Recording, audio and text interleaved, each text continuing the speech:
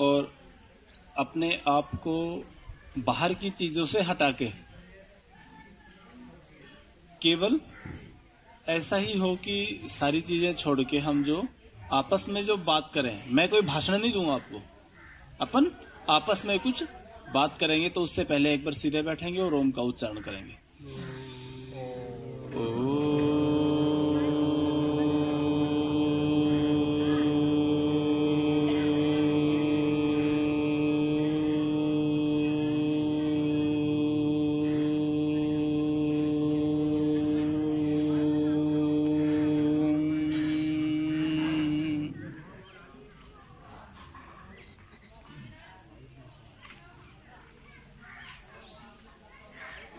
आदर व सम्मान के योग्य मुनि जी,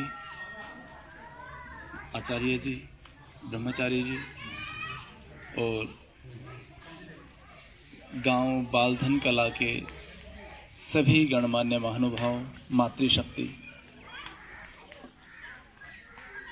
अक्सर हम एक शब्द का प्रयोग करते हैं और आपका गांव तो ये कार्य निरंतर करता ही रहता है कि यज्ञम वै श्रेष्ठतमम कर्म।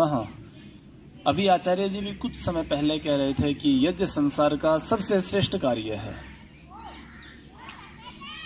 अब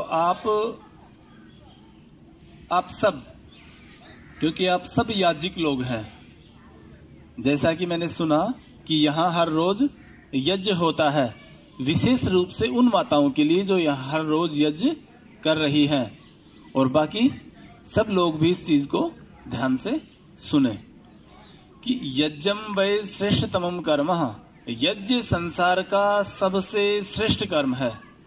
और सबसे श्रेष्ठ कर्म करने का तरीका बताइए कैसा होना चाहिए? सबसे श्रेष्ठ कर्म करने का तरीका कैसा होना चाहिए? अच्छा होना चाहिए या बीच का होना चाहिए या सबसे श्रेष्ठ होना चाहिए? भाई सबसे श्रेष्ठ कर्म किया है आपने, करेंगे तो उसका तरीका भी सबसे श्रेष्ठ होना चाहिए ना। अब मैंने कहा ना कि मैं भाषण नहीं दूंगा, आप लोग यज्ञ कर रहे हैं, सबसे बड़ी बात यह है कि आप लोग यज्ञ कर रहे हैं। अब यज्ञ किस तरह से करें अपन तो उस पर थोड़ा सा विचार करेंगे। बस ऐसा नहीं है कि आप लोग जो यज्ञ कर रहे हैं वो गलत कर रहे हैं ना, बिल्कुल भी नहीं। अपन संसार का सबसे श्रेष्ठ कार्य करने का जो तरीका है उसके विषय में बात करेंगे। भाई शादियां तो सबके घर में होती है ना, सबके घर में होती है। भाई शादी के लिए प्रयत्न भी सब करते हैं कि खूब अच्छे से अच्छा खाना बने, अच्छे से अच्छा टेंट हो, अच्छे से अच्छा हलवाई बुलाएं, और सब ऐसे पूरे घर में जितने भी सदस्य होते हैं सब नए कपड़े लेके आते हैं, अच्छे कपड़े पहनते हैं। बड़े बुजुर्ग होते हैं उन पर खंडवा लेके आते हैं, धोतियां लेके आते हैं, सब होता है ना। यज्ञ के लिए हमने कभी ऐसी तैयारी की है क्या? तो भाई शादी सबसे श्रेष्ठ कर्म हुआ, फिर आप यज्ञ को क्यों बता रहे हो? बताओ माताओं। भाई तब आपने शादी के लिए तो इतना सारा काम किया, और यज्ञ में यानी कि बारात जा रहे हैं तो नहा के धो के क्रीम पाउडर लगा के नए कपड़े पहन के, और यूं लगेगा कि हाँ आज कहीं जा रहा है, और यज्ञ में आ रहा है तो नहीं, वो नहा धो के आए हैं, अच्छी बात है, मैं ये नहीं कह रहा आप लोग नहा धो के नहीं आए हैं, पर तब आप घर से चले यज्ञ के लिए तो बीच में जो आपको देखे ना उन्हें लगना चाहिए कि हाँ संसार का सबसे श्रेष्ठ कार्य करने के लिए जा रहे हैं आप लोग। मेरी बात समझ रहे हैं आप? मैं ये नहीं कह रहा कि आप नहा के नहीं आए, मैं ये नहीं कह रहा कि आप गंदे रहते हो, मैं ये कह रहा हूं कि तब आप जैसे कि घर से हम चलते हैं बारात में जाने के लिए तो सब बता देंगे हाँ भाई बारात में जा रहा हो आज, ठीक है। तो मेरा आपसे निवेदन यही, तब हम घर से चलें तो ऐसा लगना चाहिए आपके पड़ोसी को कि यार हम नहीं जा रहे, कुछ छोड़ दिया। भाई ऐसा क्या है यज्ञ में जो इतने तैयार होके बिल्कुल ऐसे नहा धो के और ऐसे सुंदर कपड़े पहन के यज्ञ में जा रहे हैं, हम नहीं गए तो कुछ छोड़ दिया।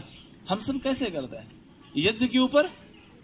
बोलो टाइम क्या है? बोलो 8 बजे का, बोलो 8:15 पे चल पड़ेंगे, तब तक आहुति तो देनी है लास्ट में एक ना। दृढ़ता से और अपने आप को मजबूत करके तब आप 5 माताएं, मेरी बात सुनना एक बार, आप कहीं जब गीतों में जाते हैं, गांव में गीत तो होते हैं ना, शादी में आप जाते हैं तो अकेली नहीं जाते ना कभी भी, अपने घर से निकलते ही इसमें भी बेरा तू भी आ जा, तू भी आ जा, बेरा तू भी आ जा, और कि चल रहा गीता में 5 जनियां लेके गई। बस वही काम आपको यज्ञ के समय करना है। और कैसे करना है? अपने घर से नहा धो के अच्छे कपड़े पहन के, अच्छे नहीं साफ, ताकि दूसरों को लगे कि किसी अच्छे काम के लिए जा रहे हैं। और चारों पांचों जितने भी लोग आप यहां आते हैं इकट्ठे होके आओ, तो गांव में जो और महिलाएं बच गई वो ये सोचेंगे कि यार जरूर कोई ना कोई बात है। तो इसलिए संसार का सबसे श्रेष्ठ कार्य में अभी तो हम आने की तैयारी कर रहे हैं, अभी यज्ञ पे पहुंचे नहीं है। इतनी बात तो यज्ञ पे आने के लिए तैयारी की है, इसके बाद में तब आप यहां पहुंचे, तब आप एक बिल्कुल अपने मस्तिष्क में एक बात बिल्कुल ध्यान से रख लो, और ब्रह्मचारी जी आप भी, और जो हमारे जो याज्ञिक लोग हैं जो यज्ञ करवाते हैं वो भी एक बात तो निश्चित रूप से मान लें, ईंटें लगाएं, अच्छी लगाएं, बराबर लगाएं, नहीं तो ऐसे प्लेन मिट्टी से थोड़ा सा, जमीन से थोड़ा सा ऊपर रेत डालें और सुंदर बना लें। तो क्योंकि जो सबसे श्रेष्ठ कार्य है तो वो आपका दिखना चाहिए चारों तरफ से कि हाँ ये श्रेष्ठ कार्य है। हमारे बर्तन है, यज्ञ पात्र हैं, वो साफ हो, सुंदर हो।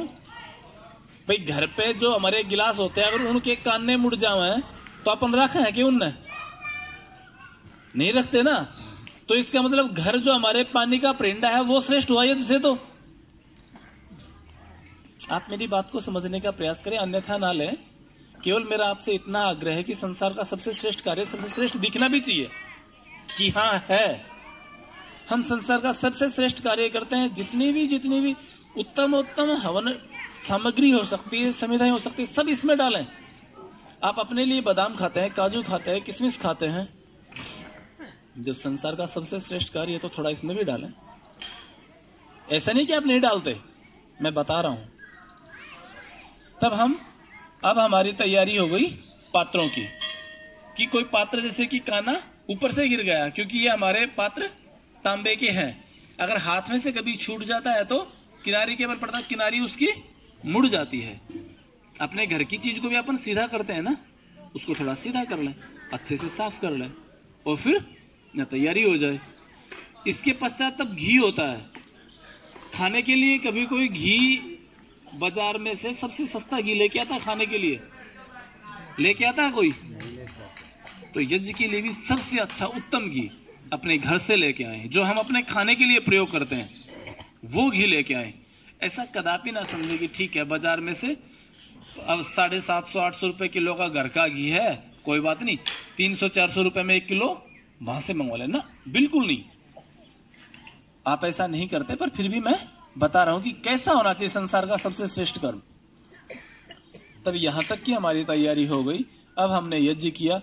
अब यज्ञ में प्रयुक्त जो संविधाएं हैं, भाई ये ब्रह्मचारी जी एक संविधा पकड़ा उठा के,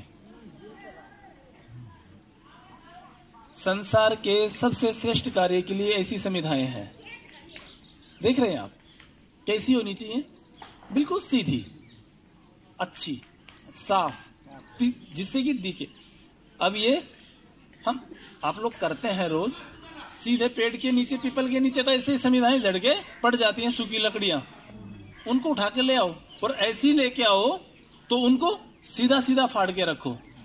ऐसे ना गुट को कोई नू घेर दियो, कोई यूं घेर दिया, कोई ऊपर से यूं डाल दिया ना, अच्छे से चयन करो उसका। 2 संविधाएं यूं, फिर 2 यूं, फिर ऐसे। और संसार का जब सबसे श्रेष्ठ कार्य करते हैं तो उसकी विधि भी सर्वश्रेष्ठ होनी चाहिए। सतपथ ब्राह्मण में कहा है कि अशुद्धा क्रिया असफला यज्ञ, कि क्रियाओं के अशुद्धि पूर्ण होने से, जैसे कि इंद्रम वृत्रो अघन्य, इंद्र ने राक्षसों के ऊपर विजय प्राप्त करने के लिए एक बार देवताओं से यज्ञ करवाया। अब यज्ञ करते करते एक मंत्र था उस मंत्र में कहा गया है कि इंद्र और वृत्रो अघन्या, कि इंद्र के द्वारा वृत्र यानी कि राक्षसों की हत्या हो, उन्हें मार दिया जाए, वो पराजित हो।